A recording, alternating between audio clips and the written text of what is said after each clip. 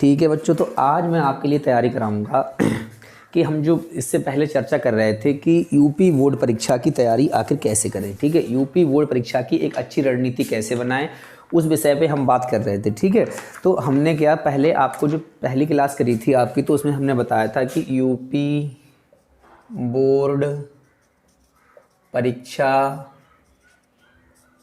2023 की, मतलब UP board परीक्षा 2023। ठीक है, तो इसमें हमने आपको बताया था कि यूपी बोर्ड परीक्षा 2023 का पैटर्न क्या है। ठीक है, तो पैटर्न के लिए समझें क्या होता है कि बच्चे तैयारी तो करते हैं लेकिन ऐसी तैयारी कर रहे होते हैं। ठीक है, तो तैयारी करने का एक तरीका होता है कि मतलब सबसे पहले हमें उसका सिलेबस पता होना चाहिए कि प्रश्न पूछे कहाँ से जाते हैं और प्रश्न का जो तरीका है पूछने का वो किस टाइप के प्रश्न होते हैं। तो इसके लिए आपके लिए सबसे पहले अनसोल्ड पेपर, ठीक है, जो अनसोल्ड पेपर होते हैं, जैसे आपने मॉडल पेपर लिए उनके पीछे 3 पेपर होते हैं अनसोल्ड, चाहे आप कोई सी प्रकाशन का मॉडल पढ़ रहे हो या मास्टर माइंड या विद्या कोई सा पढ़ रहे हो। ठीक है, तो क्या है कि उसके पीछे अनसोल्ड पेपर होते हैं। ठीक है, तो उन पर आप थोड़ा नज़र डालते रहें और उन्हें याद करते रहें, वहाँ से प्रश्न बनने की संभावना थोड़ी रहती है। ठीक है, तो आज हम आपके लिए जो टॉपिक एक करा रहे हैं, मतलब जो हमने आपसे पहले बोला था कि एक सिलेबस, ठीक है, हम सिलेबस समझाएंगे आपको क्या हिंदी का। आज हम जैसे आज हिंदी समझा, जैसे आपकी कक्षा 10, जैसे कक्षा 10 कि ये आपके पास विषय है हिंदी, जैसे हिंदी अंग्रेजी, हिंदी अंग्रेजी, विज्ञान, गणित या गृह विज्ञान। ठीक है, या सामाजिक विज्ञान,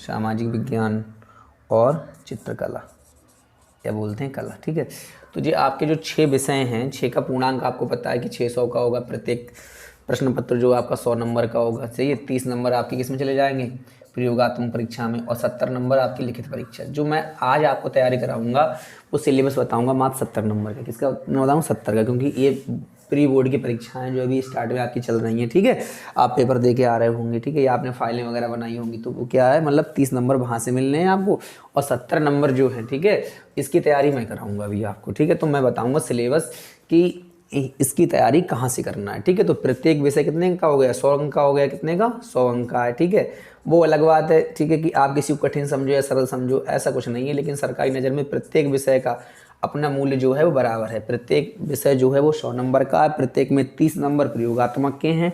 ठीक है, और 70 नंबर जो हैं वो आपको लिखित परीक्षा करना है। ठीक है, तो मैं यहाँ पे आपको जो पैटर्न बताऊँगा वो आज मैं हिंदी का सिलेबस बताऊँगा। किसका बताऊँगा, हिंदी का, कि हिंदी की तैयारी आखिर कैसे करनी है। मतलब बोर्ड परीक्षा 2023 के लिए हिंदी, मतलब कक्षा 10 की हिंदी जो है, कक्षा 10 मतलब 10th क्लास की हिंदी की तैयारी कैसे की जाए। ठीक है, और सटीक तैयारी कैसे की जाए कि जहाँ से प्रश्न पूछने की संभावना सबसे ज़्यादा होती है। ठीक है, ये मेरा विश्वास है, विश्वास नहीं पूर्ण विश्वास है। ठीक है, कि यहाँ से जो मैं बता रहा हूँ यदि आपने उतना तैयार कर लिया तो आपके नंबर बहुत अच्छे आएंगे, मतलब बहुत अच्छे नंबर आएंगे।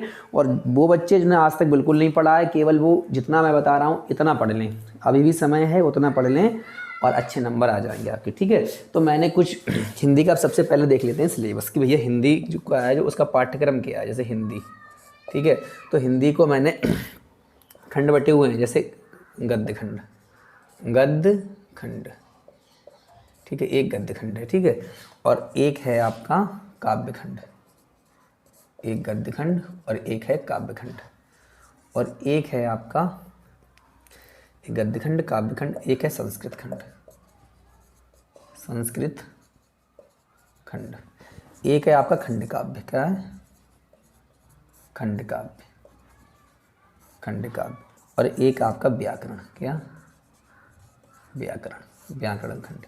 मतलब यहाँ से बाहर कुछ भी नहीं होगा। जो आपके 70 नंबर की परीक्षा होगी वो 1 2 3 4 5 मतलब यहाँ से बाहर नहीं होगी, मतलब कि यहाँ से बाहर नहीं होंगे। जैसे गद्य खंड है, ठीक है, अब समझ लेते हैं। जैसे आपने देखा मतलब जो आपका पेपर होगा वो 2 खंड में विभाजित होगा। खंड एक होगा खंड आ और एक होगा आपका खंड बा। तो खंड आ में क्या होगा और खंड बा में क्या होगा। खंड आ में क्या होता है कि बहुविकल्पी टाइप के प्रश्न होंगे, बहुविकल्पीय टाइप के प्रश्न होंगे। ठीक है, ये 20 नंबर के होंगे और यहाँ वर्णात्मक प्रश्न होंगे, वर्णात्मक वर्णनात्मक टाइप के प्रश्न होंगे, ये आपके 50 अंक के होंगे, कितने होंगे 50 अंक के होंगे। तो खंड आ में आपके बहुविकल्पी प्रश्न होंगे, जिसके लिए आपके विद्यालय में आपको ओएमआर शीट दी जाएगी। क्या दी जाएगी? OMR sheet. उम्मीद है आपने भी अर्धवार्षिक परीक्षा करी होगी, तो वहाँ पे आपको ओएमआर शीट मिली होगी, ठीक है। तो बहुविकल्पी प्रश्न का मतलब होता है कि एक प्रश्न पूछा जाएगा, उसके 4 ऑप्शन दिए जाएंगे, आपको जो सही है वो अपने ओएमआर शीट में दर्ज करना है, ठीक है। तो 50 नंबर का क्या करना है? वर्णनात्मक, ठीक है। तो आज हम 50 को बताएंगे विशेष तौर से कि 50 नंबर जो कहाँ से आते हैं, ठीक है। और जो 20 हैं वो भी आएंगे आपके यहीं से, ठीक है। तो उम्मीद है ये आपका क्या है? पाठ्यक्रम हो गया। क्या हो गया? पाठ्यक्रम। पाठ्यक्रम मतलब सिलेबस। क्या? सिलेबस मतलब यहीं से पूछेगा। अब हम आपको ये बताएंगे कि गद्य खंड से क्या पूछ रहा है, काव्य खंड से क्या पूछेगा, संस्कृत से क्या पूछेगा, और खंड काव्य से क्या पूछेगा, और व्याकरण से क्या पूछेगा, ठीक है। तो आप हमारे साथ बने रहें, उम्मीद है आपको मैं सटीक जानकारी दूंगा, ठीक है। क्योंकि मैंने भी 4-5 साल से लगातार मैं बच्चों की तैयारी करा रहा हूँ, ठीक है। थोड़ा मेरा अनुभव है और थोड़ा मैंने अध्ययन किया है पुराने साल के पेपर, और मैंने सिलेबस को देखकर, ठीक है, थोड़ी तैयारी की, और मैंने एक नोट्स तैयार किया है, ठीक है। इस नोट्स में क्या है, मैंने सारी चीज़ें मतलब इंक्लूड की है, मतलब जहाँ से प्रश्न पूछने की संभावना थोड़ी ज़्यादा होती है। तो इसी से मैं आपकी आज तैयारी कराऊंगा, और बस आपको क्या है कि थोड़ा मेरे साथ बने रहना है और अच्छे से तैयारी करना है, अच्छे से, मतलब ठीक है। तो यहाँ से प्रश्न पूछने की संभावना थोड़ी ज़्यादा होगी। जैसे सबसे पहले देख लेते हैं गद्य खंड। गद्य खंड, तो गद्य खंड से क्या पूछा जाएगा? तो कहते हैं गद्य खंड से सबसे पहले आप एक तो मित्रता, मित्रता आपका एक पार्ट है मित्रता, उसे आप अच्छे से पढ़ें, अच्छे से मतलब बहुत अच्छे से। अगला है ममता, ठीक है, ममता। इससे अगला है क्या लिखूं, क्या लिखूं। और एक है आपका मतलब भारतीय संस्कृति, भारतीय संस्कृति, ठीक है। मतलब एक मित्रता, ममता, क्या लिखूं, भारतीय संस्कृति, ये 4 चैप्टर हैं। इन्हें आप बहुत अच्छे से पढ़ें, मतलब थोड़ा नहीं, बहुत अच्छे से, थोड़ा समय दे के पढ़ें। इसमें क्या होता है कि आपके लिए मतलब एक पैराग्राफ दे दिया जाएगा पेपर में, और प्रश्न कहेगा कि इस पैराग्राफ को पढ़ें और ये पता करें कि ये जो पार्ट है, मतलब ये जो पैराग्राफ है वो कौन से पार्ट से लिया गया है, ठीक है। इसके लेखक भी साथ में याद करें। मतलब ये 4 चैप्टर आपको बहुत गहराई से, बहुत अच्छे से पढ़ने हैं, अच्छे से तैयार करने हैं, ठीक है। उम्मीद है आपको क्लास में पढ़ाए गए होंगे इससे पहले, ठीक है। तो एक मित्रता, एक ममता, एक क्या लिखूं, और भारतीय संस्कृति, ठीक है। प्रत्येक के आपको क्या लेखक पता होना चाहिए। जैसे आचार्य रामचंद्र शुक्ल, आचार्य रामचंद्र शुक्ल, शुक्ल मतलब मित्रता पाठ के लेखक कौन है? आचार्य रामचंद्र शुक्ल, ठीक है। और ममता के जयशंकर प्रसाद, जयशंकर प्रसाद, ठीक है। और क्या लिखूं कि पद्मलाल पन्नालाल बख्शी, पद्म लाल पन्नालाल बख्शी, ठीक है। और इसके डॉक्टर राजेंद्र प्रसाद, डॉक्टर राजेंद्र प्रसाद, ठीक है। तो मतलब मित्रता पाठ के लेखक कौन है? आचार्य रामचंद्र शुक्ल। ममता के कौन है? जयशंकर प्रसाद। और क्या लिखूं? पद्मलाल पन्नालाल बख्शी। और भारतीय संस्कृति डॉक्टर राजेंद्र प्रसाद। तो क्या करना है आपको, ये चैप्टर बहुत अच्छे से मतलब तैयार करना है, और तैयारी में क्या करना है, इस चैप्टर को अच्छे से पढ़ना है। और इन राइटर जो हैं, मतलब जो लेखक हैं, इनका जीवन परिचय आपको याद करना है। आचार्य रामचंद्र शुक्ल का, जयशंकर प्रसाद का, पद्मलाल पन्नालाल बख्शी का, और डॉक्टर राजेंद्र प्रसाद का जीवन परिचय याद करना, और साथ में याद करनी है इनकी रचनाएं। क्या याद करनी है? रचनाएं। कि मतलब जब भी आप पढ़ें, इनका जीवन परिचय पढ़े तो उसमें रचनाएं दी हुई होती हैं, ठीक है। तो आप रचनाएं याद कर लेना, ठीक है। तो यहाँ से आपके प्रश्न बनेंगे। मतलब एक तो आपको स्टेंजा दे दिया जाएगा, पैराग्राफ, उसमें पैराग्राफ के नीचे आपसे प्रश्न पूछ लिए जाएंगे। वो प्रश्न आपको उसी पैराग्राफ से छांट कर लिखने, या संदर्भ पूछ लेता है, संदर्भ पूछता है तो पाठ का लेखक का नाम लिखना पड़ता है, ठीक है। तो आप मित्रता किसने लिखा है, ममता किसने लिखा है, क्या लिखूं, भारतीय संस्कृति, इसकी आपको जानकारी रखना है, ठीक है। और आपके लिए क्या करना है, मतलब कि इनका जीवन परिचय, इनका जीवन परिचय आपको बहुत अच्छे से तैयार करना है, ठीक है। तो यहाँ पे क्या करेंगे आप, ठीक है। तो ठीक है, तो यहाँ पे हाँ, तो यहाँ से जो प्रश्न पूछे जाएंगे आपके वो कै नंबर के होंगे, यहाँ से प्रश्न पूछे जाएंगे वो 6 अंक के होंगे। कितने के? 6 अंक के। और यहाँ से जो प्रश्न पूछे जाएंगे 3 अंक का क्या होगा आपका, ठीक है, जीवन परिचय होगा, और 2 अंक की होंगी आपकी रचनाएं। तो 6 और 3 9 2 11, मतलब तो यहाँ से हम कह सकते हैं कि जो गद्य खंड है वहाँ से कुल 11 अंक का पूछा जाएगा, ठीक है। लेकिन ये मेरा विश्वास है, पूर्ण विश्वास है, ये 4 चैप्टर यदि आपने अच्छे से तैयार कर लिए, मतलब अच्छे से तैयार कर लिए, ठीक है, तो ये 11 नंबर आपके यहीं से बन जाएंगे, ठीक है। पूरी किताब पढ़ने का मतलब नहीं कि पूरा गद्य खंड पढ़ेंगे, पूरे गद्य खंड में बहुत कुछ है, ठीक है। लेकिन मैं उम्मीद करता हूँ यदि आपको ये सब पता है, मतलब 4 चैप्टर अच्छे से तैयार कर लिए आपने, ठीक है, और ये राइटर का जीवन परिचय याद कर लिया, इनकी रचनाएं आपको पता है, तो आपके जो 11 अंक हैं यहाँ से आपके बन जाएंगे, ठीक है। तो वैसे भी आपकी क्लास में तो पढ़ाया गया होगा, लेकिन यदि आपको नहीं पता हो रहा है तो आपके पड़ोस में बहुत से पढ़े लिखे लोग होते हैं, ठीक है, यहाँ तक आपको बता सकते हैं कि ये कैसे किया जाएगा, ठीक है। तो थोड़ी जानकारी जुटाते रहें, ठीक है। तो आगे बताएंगे, अब हम बताएंगे आपको काव्य खंड के बारे में कि भैया काव्य खंड के बारे में, ठीक है।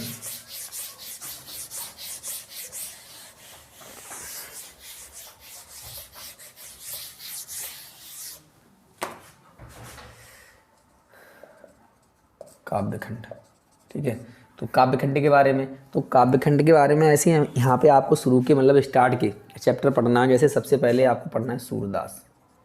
कौन पढ़ना है? सूरदास। सूरदास के पद, ठीक है, इन्हें बहुत अच्छे से पढ़ लें, ठीक है, कि सूरदास के पद अक्सर पूछ लिए जाते हैं, ठीक है। फिर अगला हमने किया है तुलसीदास।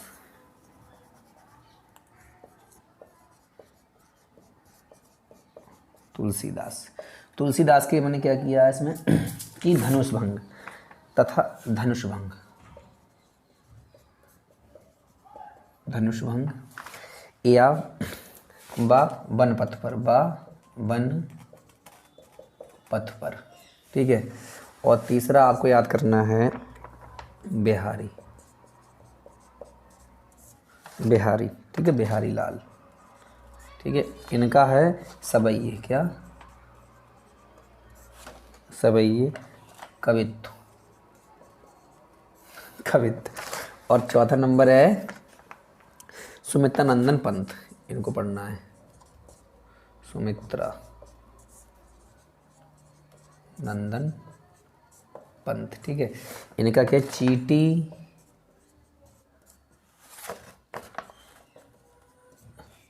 चंद्रलोक में प्रथम बार, ठीक है।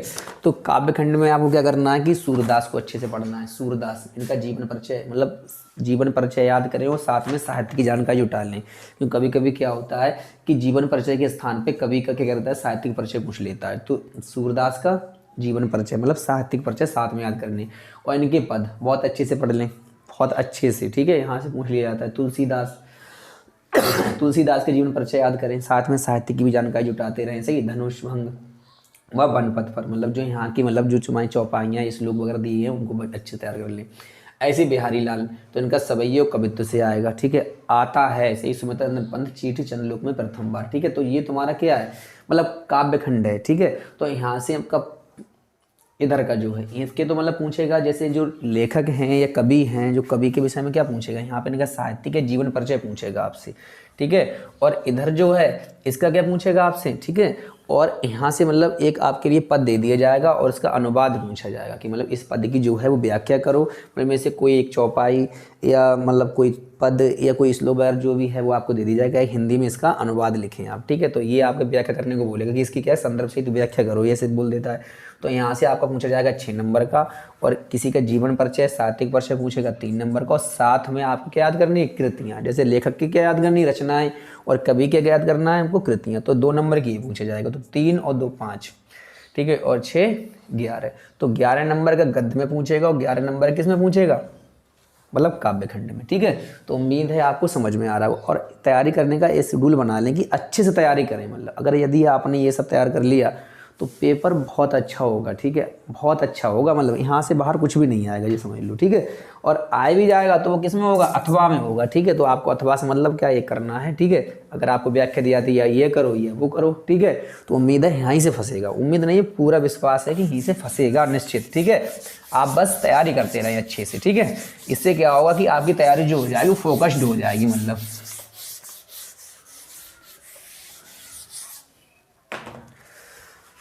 तो हमने खंड का गद्य खंड, काव्य खंड, अब हम बता रहे हैं संस्कृत खंड। क्या? संस्कृत खंड कि भैया संस्कृत खंड से क्या पूछा जाए। तो संस्कृत खंड में क्या है कि स्टार्ट के मतलब एक तो वाराणसी,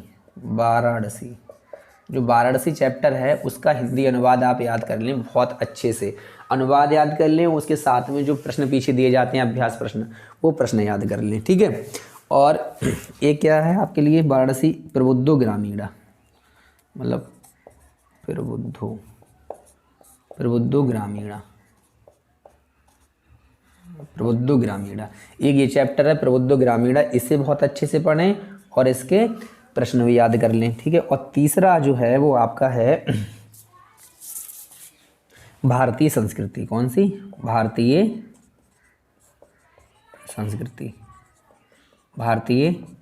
संस्कृति। तो वाराणसी में से और ये 3 चैप्टर जो हैं, वाराणसी, प्रबुद्धो ग्रामीणा और भारतीय संस्कृति, ये क्या करें, इन चैप्टर का हिंदी अनुवाद याद कर लें, बहुत अच्छे से याद करें, मतलब अच्छे से याद कर लें कि कोई सा पैराग्राफ कहीं से पूछ लिया जाए लेकिन आपको अनुवाद पता हो, ठीक है। तो ये कितने में पूछा जाता है? 5 नंबर में, ठीक है। और इसके प्रश्न पूछ लिए जाते हैं, मतलब प्रश्न दे दिए जाते हैं। तो यहाँ से क्या होता है कि प्रश्नोत्तर, जिसे कहते हैं प्रश्नोत्तर, मतलब प्रश्न होंगे उनके उत्तर आपको लिखना है, संस्कृत में उत्तर याद करने हैं इनके, ठीक है। तो यहाँ से 1 2 3 चैप्टर हैं, 4 आंसर क्वेश्चन दिए जाते हैं, उनमें से आपको 2 करना होता है, प्रत्येक 2 नंबर का होगा, तो कुल आपको 2 करना है तो 4, तो यहाँ से 9, मतलब तो यहाँ से आपको कितने का बन जाएगा? 9 नंबर का, 9 अंक का यहाँ से संस्कृत खंड में पूछा जाएगा, वाराणसी, प्रबुद्धो ग्रामीणा और भारतीय संस्कृति। यदि आपके ये 3 चैप्टर, इनका हिंदी अनुवाद आपको याद है, इनके जो प्रश्न हैं वो यदि आपको संस्कृत में उनका अनुवाद पता है, ठीक है, मतलब जो प्रश्न है वो संस्कृत में प्रश्न करेगा और संस्कृत में उसका अनुवाद देना है, ठीक है। यदि आपको ऐसे पता है तो यहाँ से 9 नंबर आपके बनेंगे। ये मैं कह रहा हूँ कॉन्फिडेंस से, विश्वास के साथ कह रहा हूँ, ठीक है, क्योंकि मैंने ये जो नोट्स बनाया है, मतलब ये ऐसा नहीं है तुरंत बना दिया हो, ठीक है, मैंने अध्ययन किया है, मैंने बहुत से मॉडल पेपर जो है और पुराने साल के पेपर जो हैं उनको देखा है और वहाँ से मैंने प्रयास किया है, ठीक है। तो यहाँ से आएगा, निश्चित आएगा, ठीक है। अब इसके बाद में क्या है कि संस्कृत में ये मान लो आपका संस्कृत का कौन सा खंड हो गया? गद्य खंड हो गया। कौन सा? गद्य खंड, ठीक है। अब गद्य खंड, ठीक है। अब मान लो पद्य खंड, संस्कृत का पद्य खंड। तो इसमें आपके 3 चैप्टर हमने लिए हैं। पहला क्या है कि अनयोक्ति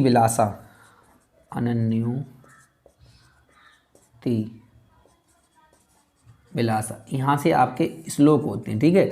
उन श्लोकों का आपको अर्थ लिखना होता है हिंदी में, तो उन श्लोकों को अच्छे से पढ़ लें, ठीक है। अगला आपका क्या है, मतलब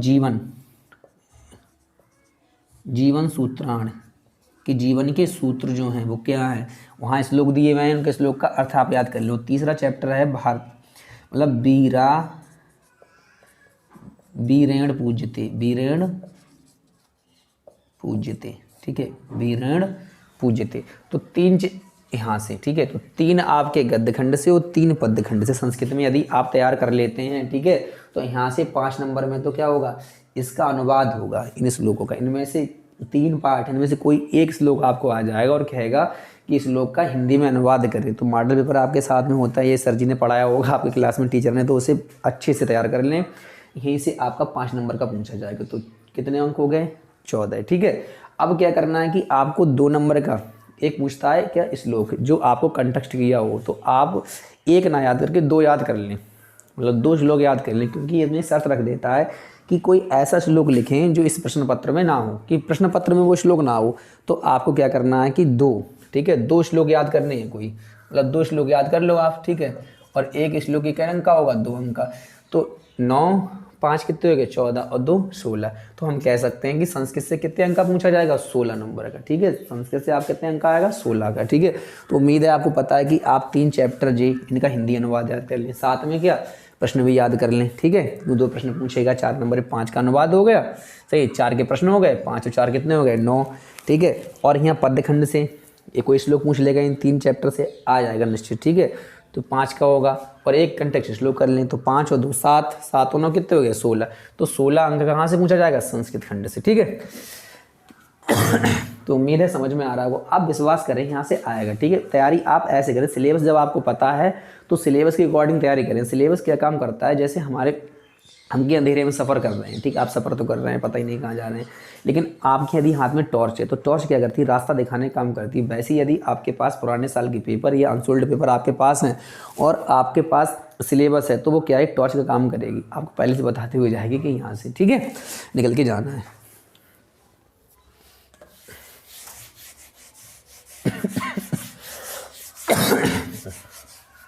और इसके बाद में एक तुमुल खंड काव्य, मतलब एक खंड काव्य, ठीक है। देखो हमारे बदायूं में तो क्या है, मतलब तुमुल खंड काव्य चलता है, क्या चलता है, तुमुल खंड काव्य, जैसे मेघनाथ, तो यहाँ पे एक है आपका खंड काव्य, क्या, खंड काव्य, खंड काव्य। यहाँ से आपका 3 नंबर का क्वेश्चन बनेगा, ठीक है। जैसे मेघनाथ, मेघनाथ से चरित्र पूछ लेगा, या लक्ष्मण का चरित्र पूछ लेगा, या मेघनाथ वध पूछ लेगा, ठीक है, यहाँ से प्रश्न आएगा, ठीक है। तो आप तुमुल खंड काव्य याद कर लें, आ जाएगा। अब आपको याद करना है हाँ, और एक आप याद कर लें निबंध, क्या याद कर लें, निबंध। निबंध आपका पूछा जाएगा 9 अंक का, कितने का, 9 अंक का, ठीक है। हम आपको यहाँ बता रहे हैं आप कौन कौन से निबंध पढ़ें, ठीक है। हमने किया यहाँ से निबंध बन जाएगा, निश्चित आएगा इनमें से। जैसे एक पर्यावरण,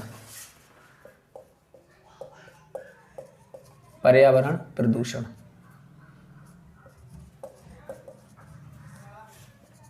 पर्यावरण प्रदूषण, बेरोजगारी की समस्या,